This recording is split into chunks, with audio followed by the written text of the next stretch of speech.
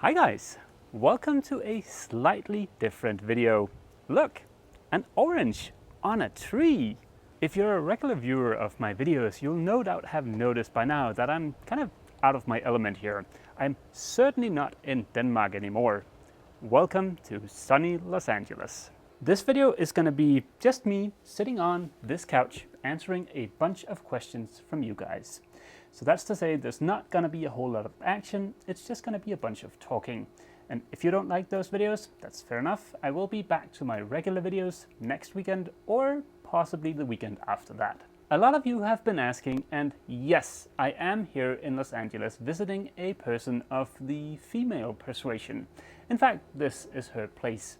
We've been texting and FaceTiming for about 6 months, but this is the first chance we've had to meet in real life. I am very much looking forward to introducing you guys to the lovely young lady in a future video. In this video, you're just gonna stick to the questions. And these questions are gonna be in no particular order, by the way.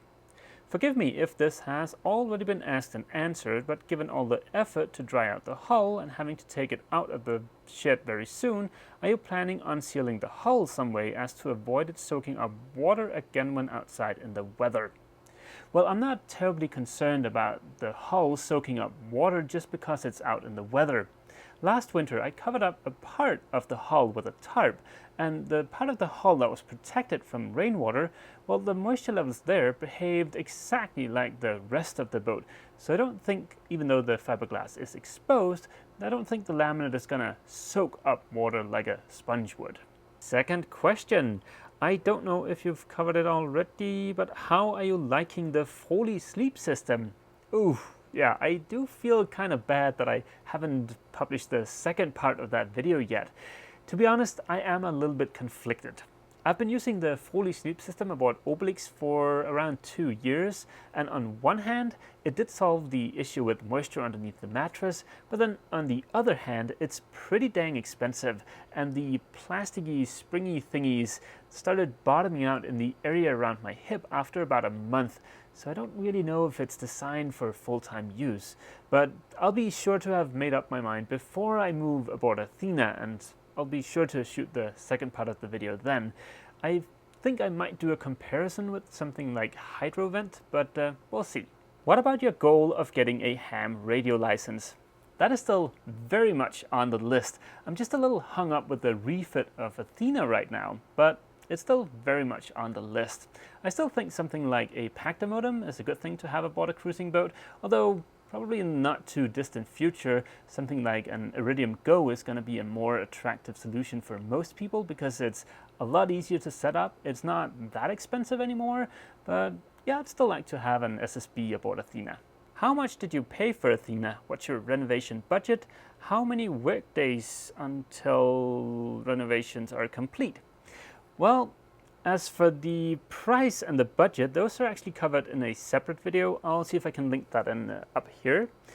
And as for the number of days until I'm done with the refit, I guess the short answer is, who the heck knows? And I've got a feeling that there's always going to be just one more thing I'd like to fix, so I'm never going to be completely done.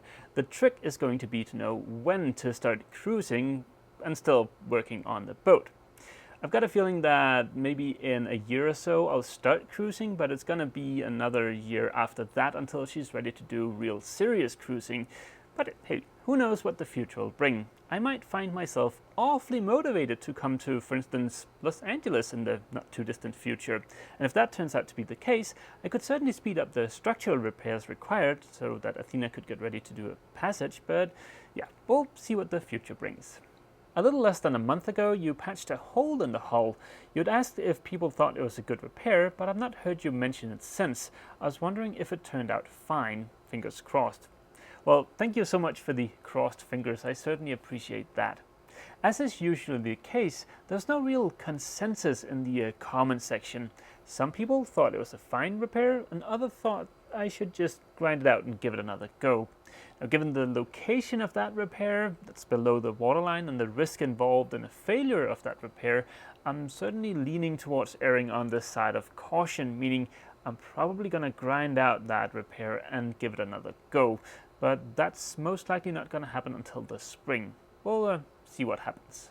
Having watched all of your videos, thank you so much. There is nothing on the sailing systems aboard the boat, rigging, sails, hardware, or plans for all of that. I know this is not the stage you're at, but what are your plans? Well, you're correct that I'm not really at that stage yet, but I do have a very simple plan. And the reason it's very simple is because I'm not really going to be changing anything. I am going to be replacing the standing rigging, including the chain plates, but I'm not really going to change anything. Athena is cutter-rigged, and I really like that. The way the staysail is set up is that it's club foot, and that's not really common back home. So at some point I might change that out for a furler, but then on the other hand, I really like the club-footed setup on the trip home from Scotland, so I'm probably just gonna keep that. What is the Danish for pretty dang spiffy? Well, to be honest, I have absolutely no idea.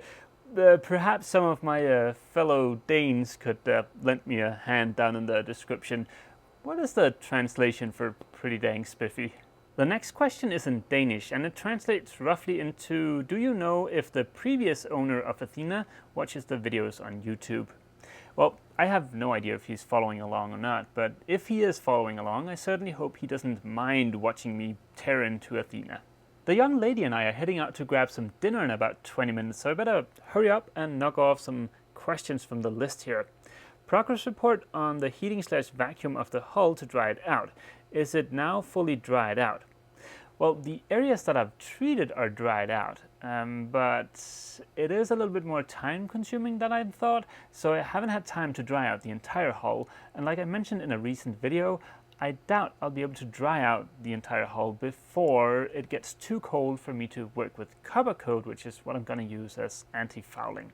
You keep saying you're not an expert, but how do you know how to do all this stuff? Electrical, carpentry, fiberglass, etc. That had to come from somewhere. Great videos. Well, thank you. I'm so glad you enjoyed the videos. Like I always say, I am no expert, and all the knowledge I've got is stuff I've picked up from books, forums on the internet, and YouTube videos. So yeah, the fact that I can do a refit like the one aboard Athena just means that anybody could do a refit like the one I'm doing aboard Athena. If you think you might enjoy that stuff, you should certainly give it a go. What is your plan for when you glass over the deck? Will Athena get texture on the deck, or possibly a few teak accent spots to remember her past? Okay, so there's going to be absolutely no visible wood up on deck, just because of less maintenance. And as for the texture of the deck, I haven't fully decided on what anti-skid stuff to go with yet. It might be Kiwi Grip. That seems to get a lot of positive reviews.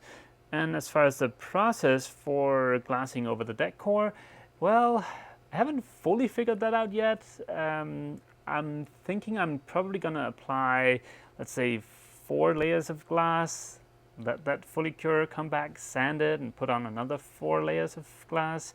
But like I said, I haven't fully figured that out yet. Can you explain something more about the tools you're using? Great channel, keep going. Well, thank you so much. I'm glad you're enjoying the videos.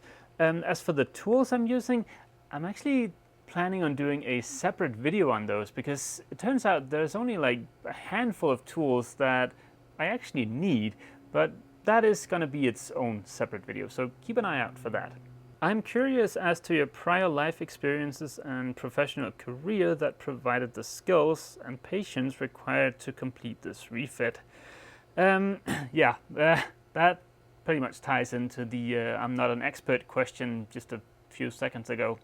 As most of you probably know, I work in IT, and yeah, as for the patience, I don't know, I've always been a pretty patient kind of guy. For the Q&A, I would like to know a bit about your approach to this huge project. How do you stay focused? Where did you learn the attention to detail you continue to demonstrate each week? How do you stay organized? Well, okay, so as for the first part of the question about staying focused, well, this, meaning the stuff I'm doing aboard Athena, is my big dream, which, like I've mentioned before, goes fixing up an old boat, cruising the world. So when something's your big dream, it's not really hard to stay focused. Where did you learn the attention to detail you continue to demonstrate each weekend? Yeah, I don't know. I don't think I'm that detail oriented, but well, I read the comments. I know a lot of you guys think that I'm a tiny bit OCD, but yeah. How do you stay organized? I don't. I'm not that organized about Athena, I'm sorry to say. Most of the stuff you see on camera looks pretty tidy. Down below right now, she's a huge mess. It's like some kind of bomb went off. What cameras and editing software do you use for your videos? Sorry if this has already been asked. That is actually a question that pops up quite often, but that's okay, I don't mind answering it. As for the camera, that's a Panasonic GH4 with a 12 to 35mm lens on there. The audio is a Rode Filmmakers Kit, I think it's called. And the software I'm using, well, as of this video, I'm going to be switching to Final Cut instead of Premiere Pro. And that's because of the way you pay for Premiere Pro. It's a monthly fee and it is kind of expensive. Actually, by having a Mac and using Final Cut Pro, I'm going to be saving money after, well, about 6 months. So yeah, I'm going to be switching to Final Cut and that should be fine. I started out editing videos on iMovie and Final Cut is very similar to iMovie. I'm sorry about this video being a little bit shorter than normal, and I'm also sorry about not being able to get to all of the questions, but someone special is going to be returning home from work in just a few minutes and we're going to go grab some dinner. Now, I flew halfway around the world to see this girl, so I better actually go spend some time with her. So yeah, that is going to be it for this video, guys. As always, feel free to leave a comment down below, and don't forget, if you've enjoyed this video, remember to leave a like. See you!